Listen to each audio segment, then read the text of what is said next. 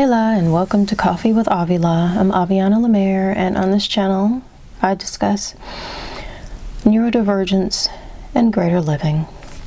And I do believe anyone who's open can get something from here. It's not just for NDs, but my focus here is to be one of the few places that's about the effect on us, our viewpoints, and quite frankly just us. So I talk to us instead of around us. I'm not talking to the NT or the allist in the room with you. I'm not telling you how to disappear. I'm not telling you how to assuage them. I'm speaking to you. So that's the main difference.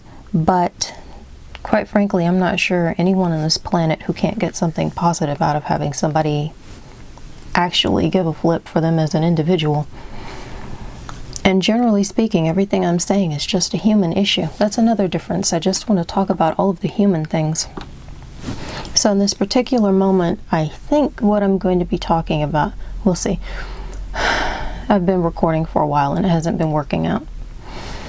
So I've hit a few subjects and confused myself.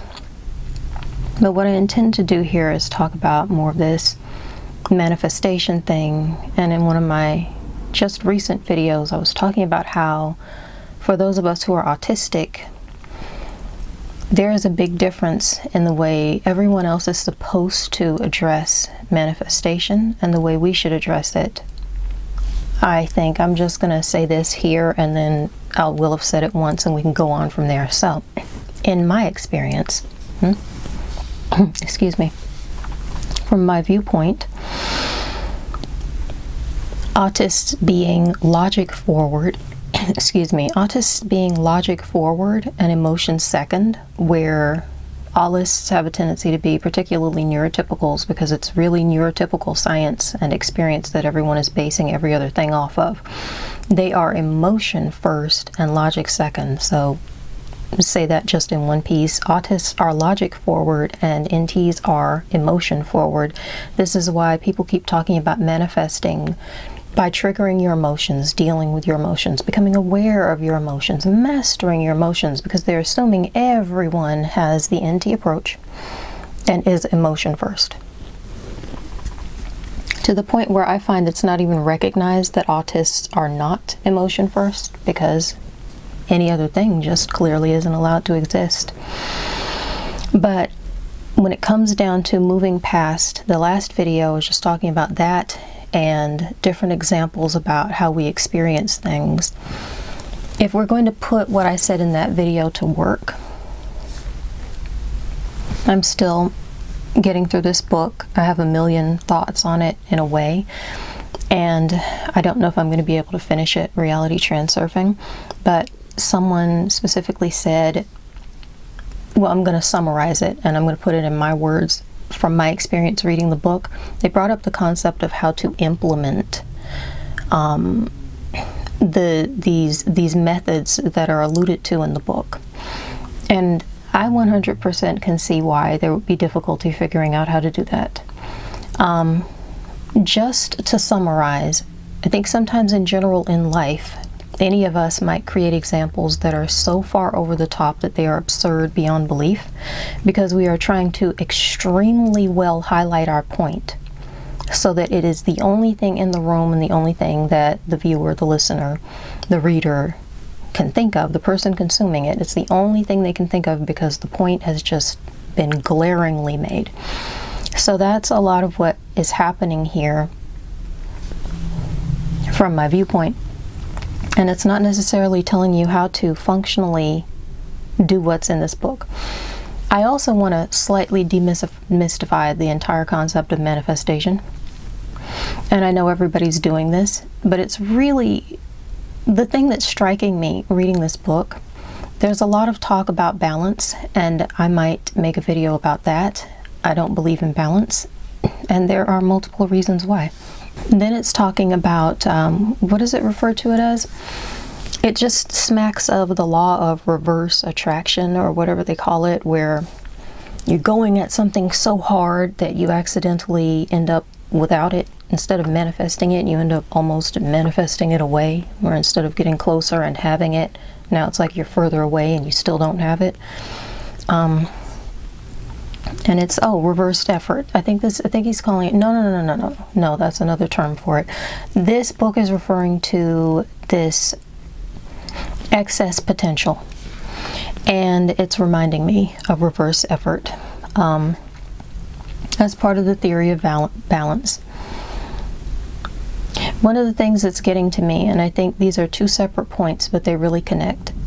Ultimately, so far, 4.5 chapters in, the main thing that's actually about materializing anything in your existence at all in any way is avoid excess potential, and telling you, I'm going to sum it up more concisely, direct your focus.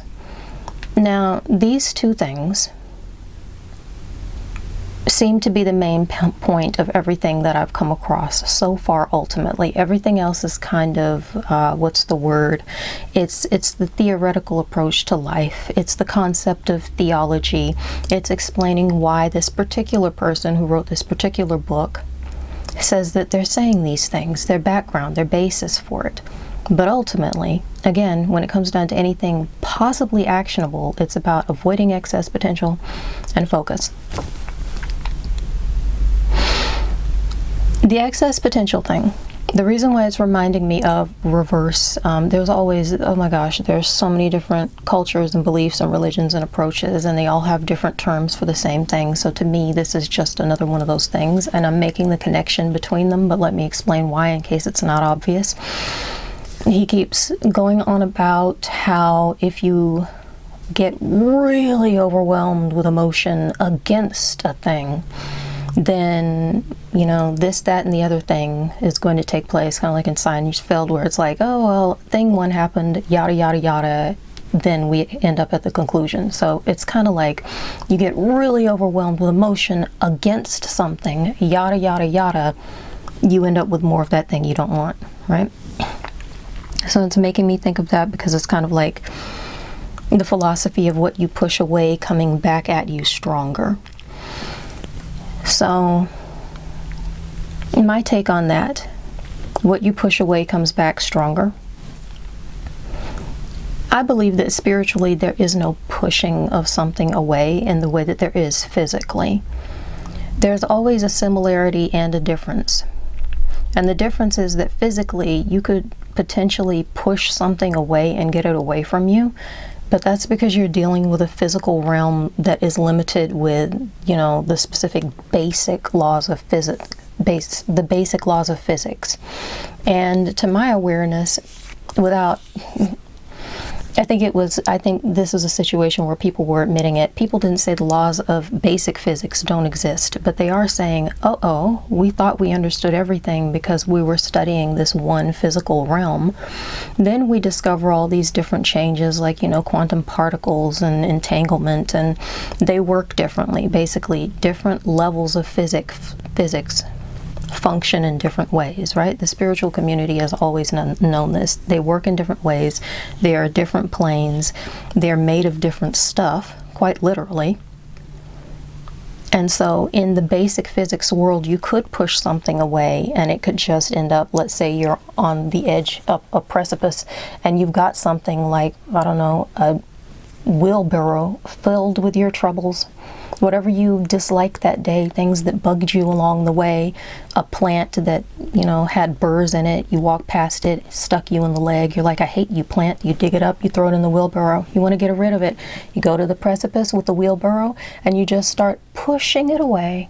That'll work because that's how it works in the physical plane. That one plant, it's not like you can get rid of all plants with all burrs. It's not like you can heal your leg, but you can push that one plant away. If you hate it and you're pushing it away, it'll work.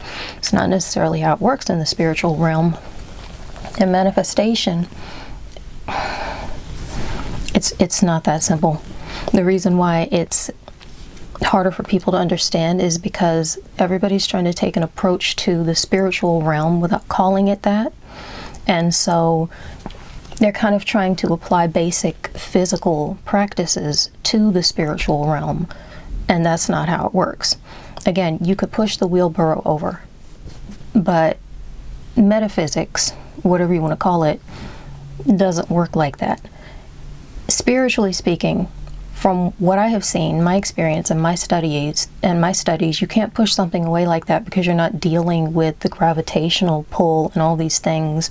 You can kind of do that on Earth because you're aware that there's a precipice there, and so you can choose to utilize it in order to get that thing away from you.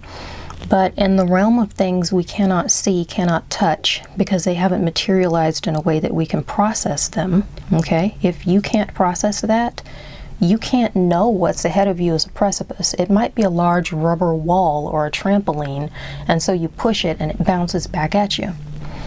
This is what people are very often experiencing. They're trying to push it away, but they're hitting a large bouncy surface and it's just coming flying back at them, and they have no idea what's happening because you couldn't physically see in the physical realm what was going on. You thought you were trying to get rid of it by pushing it away, but you actually just gave it the force it needed to come back at you stronger, right? So this concept of excess potential falls into that in my mind. The reverse effort thing falls into that in my mind. Allow me to demystify it based on my viewpoint of things. You can't spiritually push something away, because in spirituality, this concept of balance that I don't believe in, I'm going to say, doesn't exist, because I can't find proof that it exists anywhere. Balance doesn't exist. What does exist is something, balance is supposed to be something you can achieve and constantly moving. Duality just is. I believe in duality because it is self-evident everywhere. And I'm going to try not to explain that now because it's how I got off the rails earlier when I was trying to record. Then stuff happened and I couldn't remember my train of thought. But I believe in duality because, to sum it up quickly, it's everywhere. It's in every object, it's in every force, it's in light and dark, it's in summer and winter, it's in concepts like yin and yang, equal and opposite. There generally is a face to something and then the reverse. Excuse me, now I'm hiccuping. I took a moment before so I could get rid of all of this clearing of throat, and now I'm hiccuping, but we're continuing. It's crazy, by the way, that I hiccup like crazy when I'm recording. I do not sit around hiccuping like that all the time. I don't know if it's because I've gotten to a point where it's not, I'm not experiencing ease when I try to record, so maybe some kind of stress reaction, but it just seems like when I'm recording, there they are. And that is not how I live my entire life, needing to hiccup nonstop. Thank God. But so the thing about reversed effort, spiritually, there's duality. And as far as manifestation goes, there's focus and there's not focus. There's what you are focusing on and what you are not focusing on. So basically, for a physical example, that would be, if the focus side would just be, if you are facing something and choosing to face it, look at it, interact with it, that's the focus. Whereas the not focused side, that's where you've turned your back on it and you're just not perceiving it anymore because you choose not to. This is what it's all about. As a Christian mystic, this is why we focus on Christ, because there is an explanation that suits us. There's an embodiment of something. We focus on that because we choose to turn our back on what doesn't embody it. So if Christ equals love, we're turning our back on hate.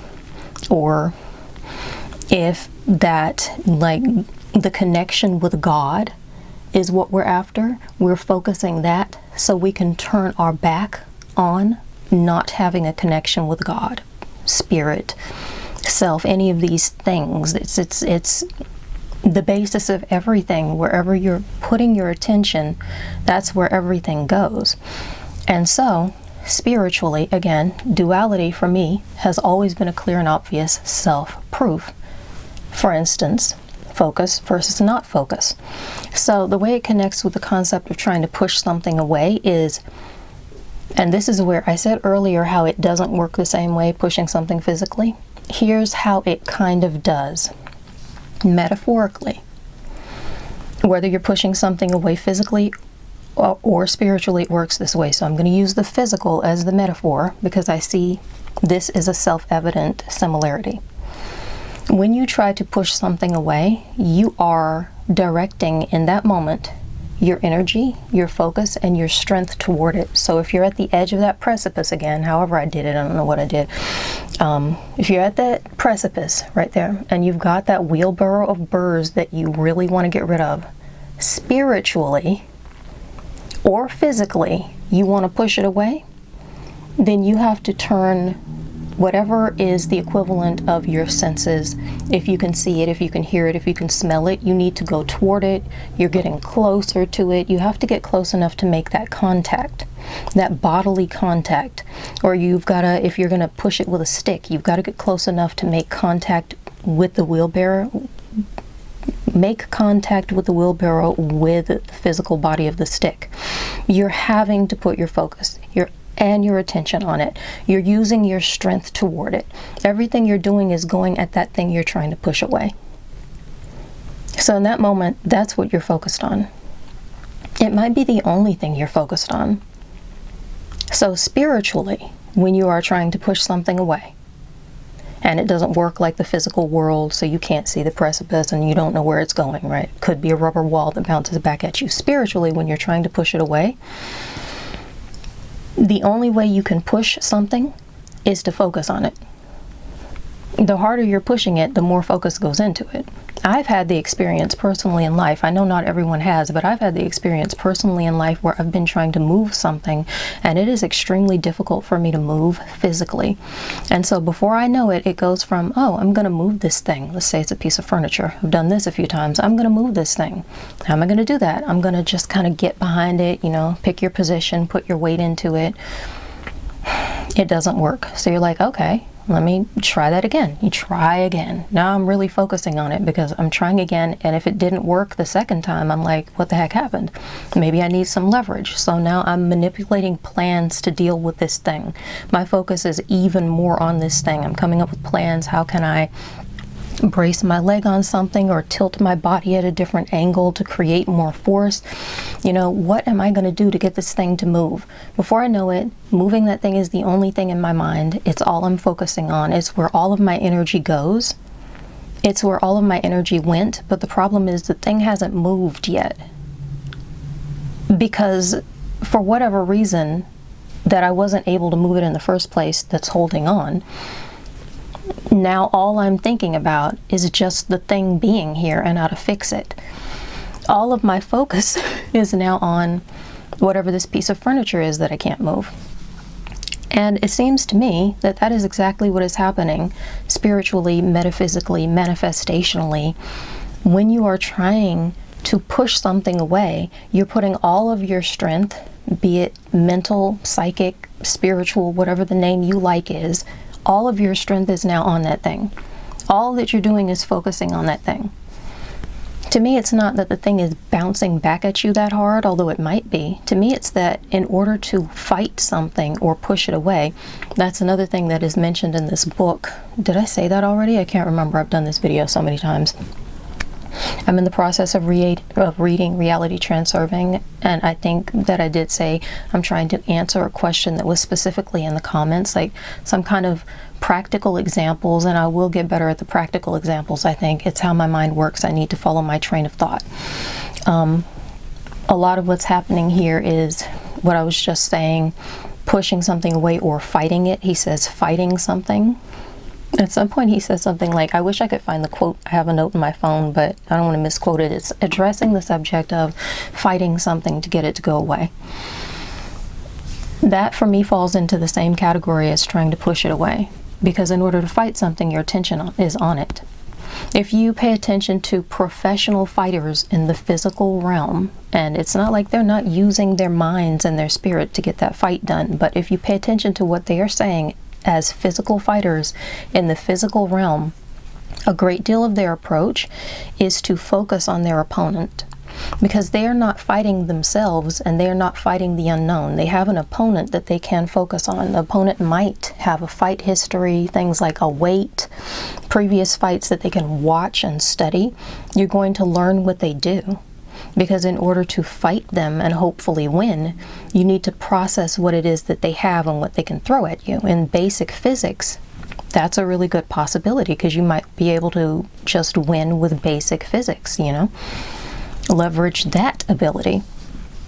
But it's very much the same spiritually, in that when you fight something, it tends to involve looking at it, thinking about it, hearing it, paying attention to what it did in the past, your memories, what is it doing now, coming up with plans. How am I going to fight it? What am I going to do? It's a whole game plan situation. You've got a little mental book going on. This didn't work, let's try that. Ooh, another opponent tried this approach. Maybe I won't try that.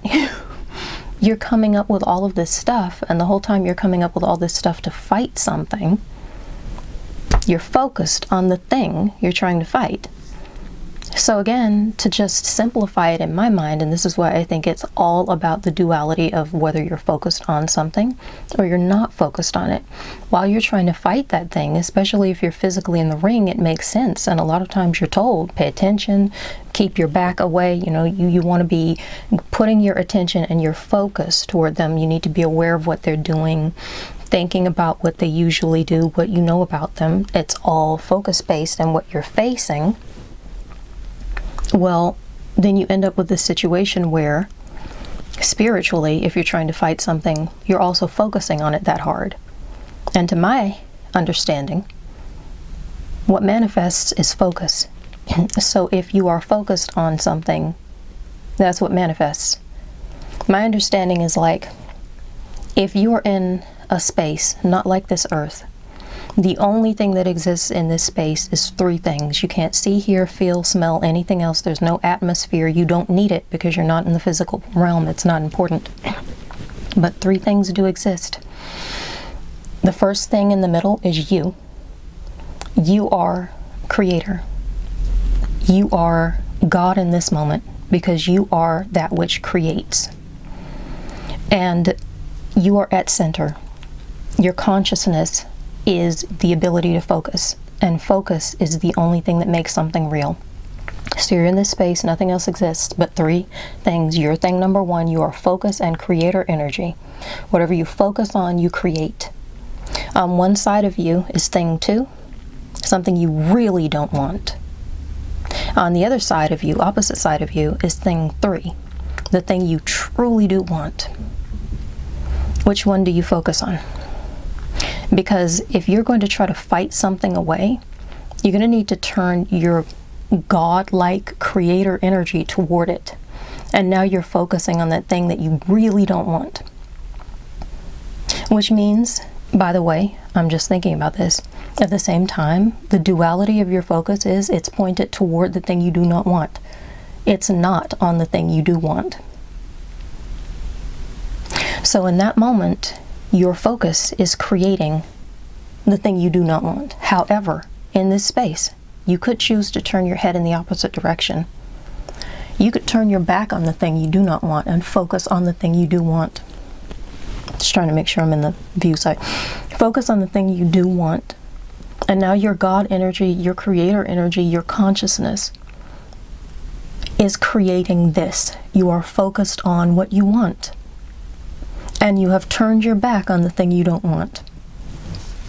If you can do this in a generally healthy way, excuse me, this is probably going to be the key to your success. The reason why it gets complex is because life happens, as they say.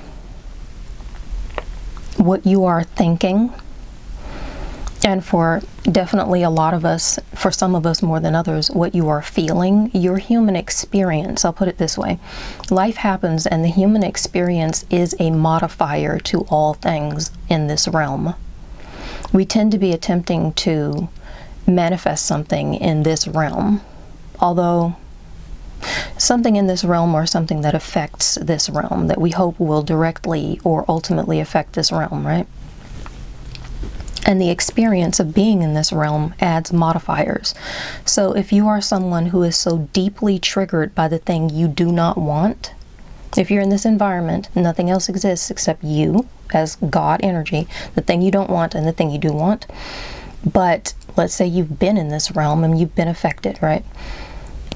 Before you got to the place where there's only three things, you got affected by stuff. So now you're so triggered by the thing you don't want that no matter what you do, you're still thinking about it and focusing on it.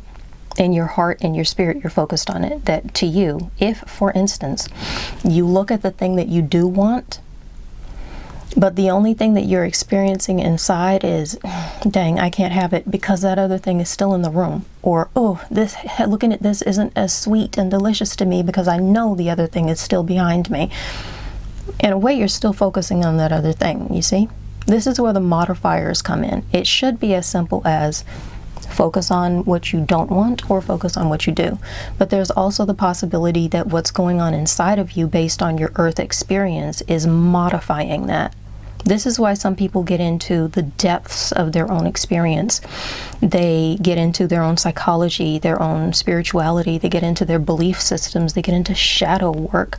They try to discover what they've been through and heal old wounds, because all of that stuff is your experience in this realm. And our experience in this realm is a modifier. So once again, you could be trying to focus on what you want, but somewhere inside the thought might not just be, oh wow, this is beautiful, this is peaceful, I feel calm, I feel healthy, I feel good, I'm focused on it. The thought inside might be, this thing that I want, when I look at it hard enough, I can see the reflection of that thing that I don't want in the background. How gross. It reminds me of that. I'm going to compare them a lot and think about it a lot, so that the background thing that I think I'm turning my back on is actually now at the forefront of my mental and psychic focus. It can make it more complex. This doesn't necessarily apply to everybody, but life is such an event. It very often applies to us. It applies to a lot of us, to very, very deeply varying degrees. Ultimately, it's about the focus, and the modifiers can affect it off to the side to the point where, quite frankly, I don't think that's something I could begin to get into in this video. I would need to give it some thought to come up with some really good examples. But something like, that's not, I want to give a literal example for focusing on something, because it seems like it should be pretty simplistic, but again, life adds modifiers and sometimes it's not. Like if you are going into a store and you want to get a new outfit for some reason, you're looking forward to this new outfit, and whether you know what it is or not, you just know you're there to get a new outfit. And you're in the store and you see all these great options. You're not worried about anything. You know you can get it. I'm trying not to hiccup again. But let's say there are a million options and there's stuff in the store that you absolutely hate, but then there's stuff that you absolutely adore, right? So in that moment, it's pretty easy in a very low level, non-triggering way to see that outfit that's like, ugh, okay, I know that's trending, but I hate that. So that's the thing you don't want, and you don't want to focus on it. You're like, I'm going to turn my back on that because I don't even want to see it. And then over here, you happen to see something that you really do like. And whether it's trending or not, it's just your style. You know, it suits who you are inside and what you want to express about yourself and the energy that you want to put out, the spirit of yourself that you want to put out. So you look at this. And that way it's extremely simple to focus on what you do want. That's a very practical example, because whether you're shopping for clothing or foods, there's very often an option in life. You could be going out harvesting things. Maybe you're living mainly off the grid and you just know there's stuff growing in the area you don't like, and there's stuff growing in the area that you do.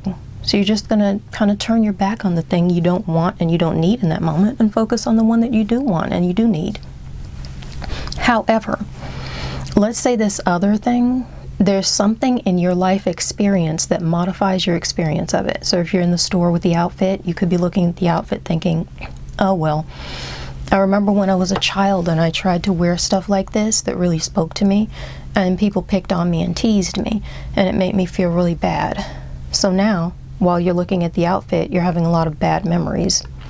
You're having bad feelings, possibly. You might be being triggered, thinking about how, I mean, the outfit is fine. It's pretty much neutral in this situation, but then you had these life experiences inside of you that are modifying it. So what you're looking at in the store is now just reminding you of these bad experiences. For a lot of people, that's all it'll take to just walk away because so much bad stuff has happened. Your mind has learned you need to walk away from this thing that should feel so good, because now your memory is that it'll ultimately just feel bad anyway. That's a powerful modifier. Then you can be looking at the thing that you want, that outfit, and still your focus deep down inside is on something you really don't want, which is being mocked, being laughed at, all the nasty things that were said, whatever harmed you. You really don't want that. Now your mind is associating that thing that's inside of your internal focus. That's actually a really good point, because it's about internal focus and external focus. Now your mind is emphasizing that thing inside of your internal focus to the point where it's modified the thing you're externally focusing on, and now maybe you don't get the outfit. Now maybe you just walk away because of that. And if you're out there in the wild and you are harvesting and you see something you don't want, so you turn away, and then you see something you do want, so you're looking at it, maybe one time in the past, before you were really good at foraging and you had all the good knowledge, you thought you were looking at the thing you like, but it turned out to be something very similar that confused you and was actually not good for you. So suddenly you're looking at the thing you do want in the wild, but you just remember, oh no, I remember when I was a child and I was a little gung-ho, maybe I didn't ask first, and I was like, cool, this is something good, and I picked it and I ate it, but then maybe you had a bad reaction because it wasn't what you thought it was, right? Now your personal life modifier has taken place, and your internal focus is, this thing could make me sick. What if I'm making the same mistake again? So you're focusing on something bad internally. And it's modifying your experience of the thing you're focusing on externally. So then you might, again, just to make this metaphor quick and easy, you might in that moment consider that to be enough of a motivator to just leave that thing alone and walk away. This is part of how this stuff can happen. You don't always have to consciously decide to walk away from the thing, but sometimes the way you're focused on something makes a big difference. Sometimes I wish it were as easy. Then I realize maybe I don't wish it were as easy. Maybe things are complex enough as they are. But it's not always 100% as easy as just turning your focus toward something for everybody because of those internal modifiers. But that would be part of how it works. Functionally, before it gets into the modifiers, you see something that you dislike, do not turn all of your attention to it. If you walk into a room and there's a party going on, if there's some kind of gathering, let's say it's your birthday gathering or something, you need to be there, and there's someone there who's not a great experience for you, but then there's someone who is a great experience. Sometimes what you can choose to do in that moment is either be like, oh, crap, let me go see this person. Fine, I guess I'll go interact with this person I dislike, who might even dislike you too, who knows. But it's unpleasant, I dislike it, let me focus on that and go over there and talk to them. And if you do that, you might be having another miserable experience. Whatever the reason is that you dislike them, maybe that reason still applies, and you're going to have a bad time when you walk into your party. Or you could go talk to this person you really do like over here where you have good experiences. You could turn your focus away from the person that you're not going to have a good time with and turn it toward the person that you are going to have a good time with. That modifies the experience you're going to have in that moment. I think it's kind of a potentially obvious choice. We don't always get to make that choice. You might be in a situation where you feel like somebody's watching and you're going to end up, paying the piper down the line. Like if you ignore that person, somebody else is going to have something to say about it later. But sometimes you do have a choice where you can just kind of exercise a personal boundary. Now, I'm not going to go talk to this person who bothers me. If you're at a buffet, this is entirely too simplistic. I would like to come up with something that's a little bit more complex. And I have a lot of examples in my own life. But I'll tell you what, I've been through the ringer and I've been through some really shocking stuff. And some of the things I've been through are going to sound insane if I were to tell the stories. It's part of the reason why I don't tell the stories, because the stuff happened. It's not like that's in question. So when I've had experiences where people didn't understand what I was talking about, or it triggered them in some way, I just was like, why would I do that? I'm not going to tell specific stories. But I will say this.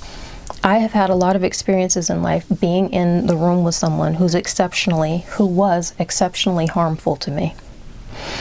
And it took me decades of my life to get to a point where, when I'm put in that position, I could be in the room with them and not look at them. And it makes all of the difference, because I'm violating something in myself, my memory, my spirit.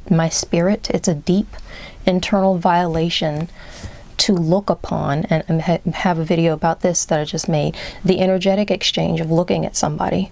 It brings all of that bad stuff from the past. So I do not choose to look at an individual who is harmful, who embodies these things. It's part of a spiritual practice in general. I don't seek that which I don't want to find. It's a thing that people like to kind of half quote from the Bible all the time. Seek and ye shall find. And the whole thing is talking about seek and you shall find the kingdom of God. It's a much grander concept, but in this particular aspect, it does work when you shorten it to just seek and you shall find, because this is what manifestation is. There's so much meaning in the Bible that you can sometimes take a part of it and it takes on an entirely different context depending upon your approach to it. Just saying seek and you shall find is very much like saying what you focus on you will get more of. This is part of the reason why none of this stuff is new or surprising to me, because I was raised with all of this stuff. A lot of people who were raised with Christianity found it within limits, and for me, fortunately in some ways and unfortunately in some ways, it was very much unlimited, and I was taught a lot of this stuff in extremely great detail. So I can sum it up by saying seek and you shall find. I don't seek that which is going to irritate me. A practical example that's really, really popular in this day and age, social media. A lot of times people will go on social media and they will call their practice something like, I don't know if they call it hate scrolling, but I think they call it a hate like, where you come across something like there's someone you dislike in life and they're posting stuff on social media and you give them a like because it's, I don't know how this is supposed to work, but I've heard it explained. It's like, that's a hate like. I'm so deeply focused on it and now I feel like I have to like it because I'm looking at it. And that's not what I do. This would be an example of putting your focus on something that is, it's like, ugh, I hate that. But for some reason you're focusing on the thing that you hate. It's going to bring more to you. Now you're actively out there online on whatever the media platform is. You're scrolling, you're clicking, you're paying as much attention as you can to the thing that you dislike. It's pretty straightforward that that's bringing more of what you hate right into your face, because you're now actively going out getting it. But the reason why you're actively going out and getting it is because in your mind you're already internally focused on it. And so your external focus has to follow, because physical realm follows spirit realm. So if your internal spiritual self is focused on just hating this person, you will find yourself getting caught up and going, scrolling their stuff and hating everything they do. Just being obsessed while they're off, probably not thinking about you. You're torturing yourself at this point. Can't understand why you're doing it. It's because your internal focus was already there. So you've already manifested your internal focus into your physical life so that you can see it on your physical phone. All these nice little ephemeral digits that seem like they're bridging the divide between mental and physical. So in that situation, I would say a very practical way, and I'm sure this could be extremely hard because I do know some things can be a great challenge. In that moment, a practical way of shifting your focus from that thing you dislike would be, my goodness, pull up anyone else online. If there's someone who you like, pull up their page instead. If there's something you find interesting, I don't know, go see what your favorite music artist is up to right now. Maybe they've got new stuff out. Who knows? If there's a safe thing you can do that's a loving exploit for your energetic focus, do something else. Actively choose something else, because while you're actively doing something else that engages those same resources, if you're sighted and you're looking at it, or if you can hear it and you're listening to it, whatever it is that you are engaging while you're looking or listening at this stuff you hate, try to go do something that engages the looking or the listening or whatever it is, right? If it's just irritating you deeply to be thinking about that person's obnoxiously gorgeous Instagram account, maybe you can go find an Instagram account where it calms you. Maybe you like food and you want to go look at a foodie's account and be like, whoa, what are you eating? Oh, I've got to go get some of that. Give you a good feeling instead. Sometimes there's a way to shift.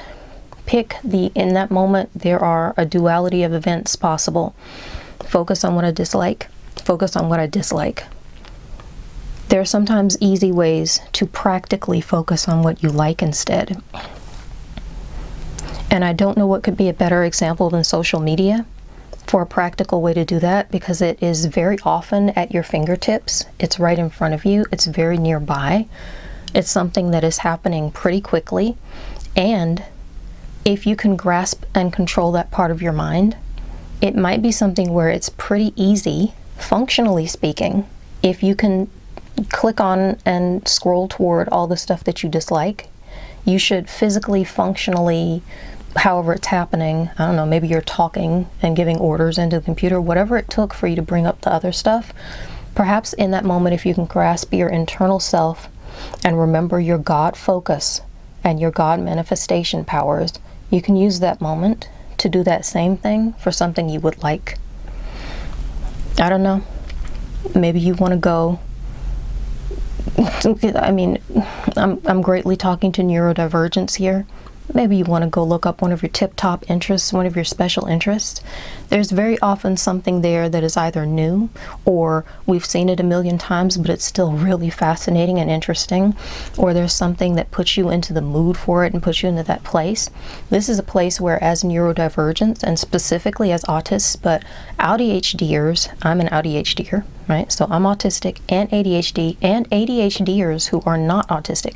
We all have the capacity to get really lost in a really great special interest. It doesn't matter if it's lifelong or from the past 5 minutes or whatever. If it's really getting you there, we excel at this. So this is a place where our neurodivergent brains could really, really work this focus thing.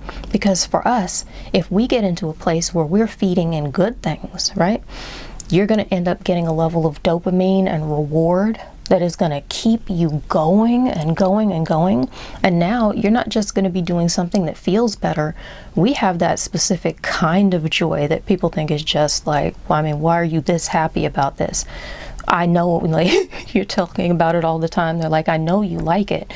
Why do you like it this much? Use that. Use the beautiful God-given joy we have as NDs about things that just seem really unthinkable to everyone else, and use it to manifest the best stuff in your life. Because ultimately, if you're thinking a good thing and you're feeling a good thing, even if we are logic forward as autists, right? Even if you are not autistic, like you're the ADHDer, it kind of doesn't matter if you manage to get your focus going in a way where you have both your interest on paper interest, your logical interest, your informational interest, and then your emotions get involved. You've now kind of hit that magic spot where those two things are working for you, super powered, and then you can do all this stuff people say, like, feel it real, because you've got that super powered, indeed, super interest focus going on. And there's not much of anyone who can get into that, right? When you get into the zone, we are in that zone. So if we're in that good place, in my opinion, and in my experience, having that kind of joy and satisfaction is peak manifestation time frames. That's just something that feels so good in general. You might not even be thinking about what you want or need to manifest in your life, because in that moment you might already be in bliss. And very often when we're trying to manifest something, ultimately what we're trying to do is find our bliss. So I hope that was a good explanation, and I hope that I didn't accidentally cut off and forget something, because now I've been talking for 44 minutes. But I don't know, I'll probably have more to say on the subject, but I'm glad that I can get this out. So now, I've been saying this at the end of all of my videos. I have a pinned comment that I put underneath the videos so that I can find it, and I'm just going to read the comment so that I stop yammering like I've been doing, because I don't know how to write this as an outro. But here's what I'm doing. The comment is there, and what I'm doing now is saying to anyone, have any thoughts or questions, share them in the comments. Notice any gaps in the autistic, ADHD, or AuDHD community conversation, Want a spiritually, mystically inclusive indie voice on a subject? Just looking for an extra opinion or viewpoint? Share your suggestions in the comments. If I can address them, I might make them into a video. So remember to like, share, subscribe, ring the notification bell for all of my newest updates, and be blessed. See, that took long enough, right? And I wasn't fumbling for half an hour, so I'm just going to read that unless I can come up with a more concise way to say it. That saved me some time and trouble and put me a little bit closer to my bliss today. And yeah, I've said everything. I just read it off, so that's about it. Bye now.